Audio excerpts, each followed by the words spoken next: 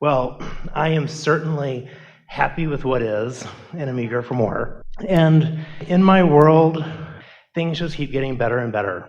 And the people that I attract just get better and better. And the conversations we have just get more and more delicious. And it seems like in the past few years, I've been interacting with people around the subject of death.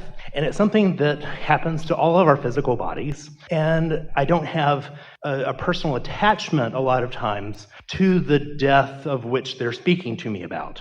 So I'm able to stay in my place of connection to Source. I work on being in that space of connected to Source as often as I consciously think about it. But sudden death is like having a lottery win. You just get to check out. But some of the issues have been around lingering death and people who hang out in their bodies for a long time, sometimes years, sometimes months.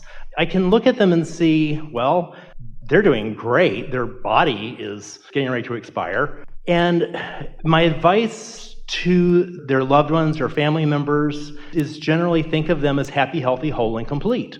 And to look at everyone you see as happy, healthy, whole, and complete. Or mind your own business. Or mind your own business, exactly. Because when you're looking at something that doesn't look happy or whole or complete, and you're trying to tell yourself that you do, how's that working out? That doesn't feel good. Yeah. But you could look somewhere else. Right. So in the past week or so, I call that internal terrorism. And we've had this event happen in our world where a group of people have decided to put a little terror out or to activate something, and lots of people have checked out. My original question is, ask that one first. How long do we hang out in our bodies? And for people who are... Well, everything that we're talking about, no matter what the subject is, you have a balance of vibration about it. And your balance of vibration simply means the thoughts that you think about it. So sometimes you think thoughts about how much you love life. Sometimes you think thoughts about how you fear life. Sometimes you think thoughts about how much you appreciate that one and that one and that one. Sometimes you think thoughts about how much you don't appreciate that one and that one and that one. And all of those thoughts equal a mix of vibration that equals your general point of attraction. Now, you have a specific point of attraction, which means the way you feel in any moment is the way the things around you are responding to you. If you want to know what you're feeling, just look about how things are going, and how things are going are really evidence of how you're feeling in the moment.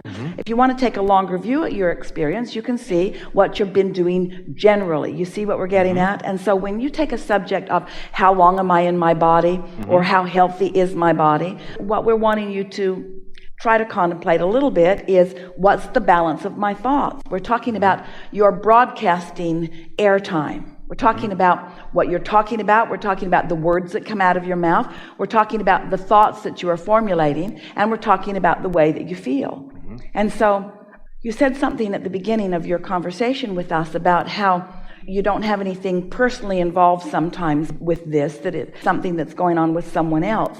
But we want you to understand that this subject of your longevity or your joy while you are in your body is the most personal subject. And it's a subject that a lot of people think about. The reason that so many people broadcast to their own disadvantage is because of their observation of what's going on around the planet.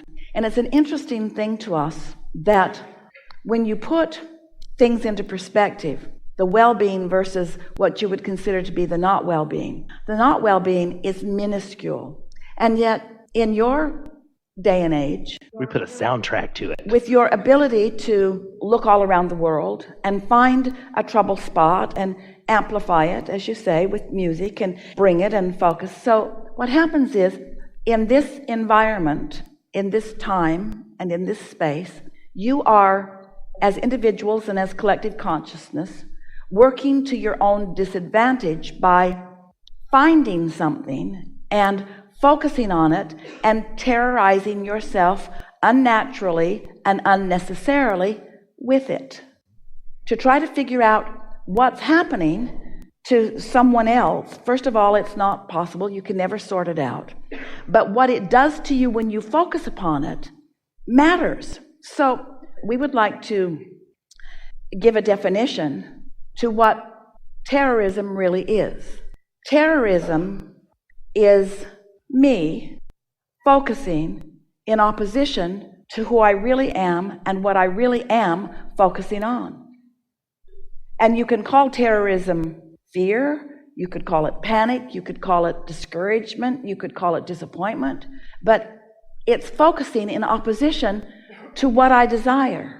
Now we know these words sound odd, maybe not to you because you're becoming odd too.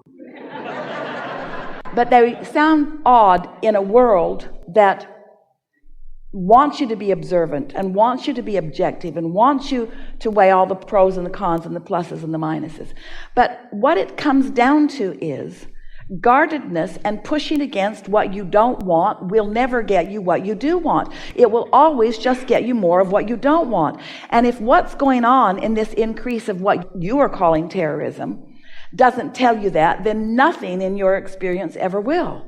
The more you see what you do not want and the more you take action to try to stop that from happening, the more of it comes and comes and comes and comes and comes. Not because people are unreasonable, but because law of attraction is a very powerful thing. And we so create what we defend against. You create what you think about, whether you're defending against it or advocating it. You get what you think about, and your point of attraction is about what you think about. And most people think about what somebody else wants them to think about. You don't get a choice, for the most part, about whether CNN is going to please you or not, because it's not trying to please you. It's trying to get your attention. It wants you to think, but there's a very high probability that when you tune to that network, that you are going to see things that your inner being is not going to join you in a conversation about. And the longer that you focus there, the more you're going to activate a vibration that is not the same vibration of your source, and therefore you're going to introduce resistance, and therefore your average of vibration is going to be adjusted, and so is your lifespan. And so is the way you feel in your experience. In other words, everything is about that, you see. And so what it comes back to over and over again, and it's hard to hear because sometimes you say, well, I want to be informed. And we say, do you want to be informed or happy? And you say, I want to be happy and informed. And we say, well, if you want to be happy and informed, then get happy first. And then your source will help you be informed about things that will keep you happy. But if you say you want to be informed more than you want to be happy, then what you're saying is, I want to broadcast a vibration that might be interesting to me, but you're not asking for alignment with your source. And when you're not asking for alignment with your source, if you want to be more rational, if you want to be more reasonable, if you want to be more human than you do in aligned, that's perfectly all right. But then you have to understand the results of what you've got going on. There's just no getting around. These are the things that are always. You are a vibrational being, and what you think equals your vibration, and what you think and what your vibration is equals your point of attraction, and what your point of attraction is equals what comes to you. Now, most people have enough of a balance going on that what comes to them, in other words, it's one thing to feel fear about something, and it's another thing to get really up close to it. Esther used to notice, especially when she was driving so much, that the better she felt, the more that she could drive the roads of this nation and never even find anything of a terroristic nature in her experience. There was no road rage around her. There were no traffic accidents happening around her. It just wasn't part of her vibration, and so she was zigging and zagging. Even though on each and every one of those highways there were accidents every single day. But Esther wasn't rendezvousing with them because she was not a vibrational match to them. But it wouldn't take very much conversation about that before things that matched that conversation would start showing up, you see. And so that's the feeling that you're getting in that feeling of terrorism. It isn't the feeling that somebody's going to come and do to you what they've done to others that you're worried about. Is that in that moment you are terrorizing yourself by pinching yourself off from the well-being that would be there if you were not focused in a way that is pinching it off. And if you focus in a way that pinches it off enough, then the momentum of it gets bigger and bigger and bigger and bigger and bigger until those thoughts turn to things. And our question to all of you is, when someone else that you don't even know, when their thoughts that you don't even know that they're thinking, when their thoughts have turned into things that you don't want to live, why would you now turn your thoughts to the things that they have turned their thoughts to the things? In other words, Esther used to say to us, Abraham, but it's true. And we would say, Esther, truth happens, facts happen because somebody focused in a way that made them happen. And just because they've happened, just because they are someone's reality, doesn't mean that they have to be your reality. But as humans, you often think that because it exists as a reality, that it could come and get you. Someone else conjured a reality that they didn't want because they didn't know what they were doing with their thoughts, and they've created a reality, and now so many people want you to look at that reality, and as you look at that reality, it becomes part of your vibration until more and more begin to create the reality that they do not want. As humans, you have to be able to understand that that makes no sense. So we would say to Esther, just because it's true, just because someone's lived it, doesn't mean that it deserves your attention. And the thing that we would like you to begin to think about is that how it feels might well be the criteria about whether it deserves your attention, you see. And those people that you are labeling as terrorists, they know that they don't have the ability really to disrupt your lives in any really meaningful way. There are too many of you and too few of them. They cannot really, in actuality, turn those thoughts to things in any way that's going to be very significant to you. But they can terrorize you. They can get you to turn your thoughts to a place that you will disconnect from the well-being that is yours, and that's good enough for them. You do that to your children. You terrorize them with the things that you say too. In other words, the real terrorist is you. Oh, absolutely. We're just thinking about the book that our friend was worried about having written, because there are a lot of people that don't want you to call yourself a terrorist, but only you can terrify yourself, because only you can focus in a way that disallows the source within you to flow in this moment. And that's what terror is. So lead by example. Say again? We all have to lead by example and just staying connected to our source. You don't have to lead anybody. Just do what feels good to you. Okay. Yeah, there's not a responsibility there. You can't think for anyone else. Mm-hmm. You can't vibrate for anyone else. You can't attract for anyone else. But you are right about wanting to be a point of focus, that if someone is observing you, it's of benefit to them to observe you. Mm-hmm. That's what being an uplifter is. To be an uplifter, you're in tune with well-being. Mm-hmm. And when you're in tune with well-being and someone is observing you, then they have a better possibility of being in tune with well-being. Mm-hmm. But we're not wanting you to assign that responsibility to yourself, because when that condition is something that really matters to you, then their inability to tune to their own well-being will eventually get you down. So if you will just make it really personal, we've been finding a lot of words over the time. We've been talking about allowing or resisting.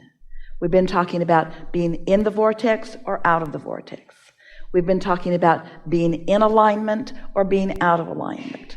Then we talk about clarity or confusion. In other words, we've been talking about this distinction or differentiation for a long time. So today, we could talk about terrified or love, well-being or terror. There's resistance and there's allowing. And there are all kinds of ways that you can describe it. But the words are not significant. The emotion is.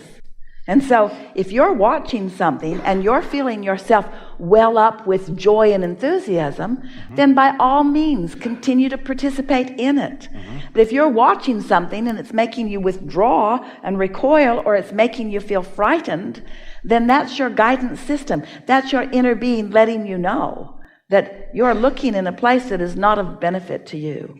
And we want to get blunt with you. We want to say, isn't it obvious that if it doesn't feel good, it isn't of value to you? Don't you want to acquaint yourself with your guidance system and let your guidance system guide you?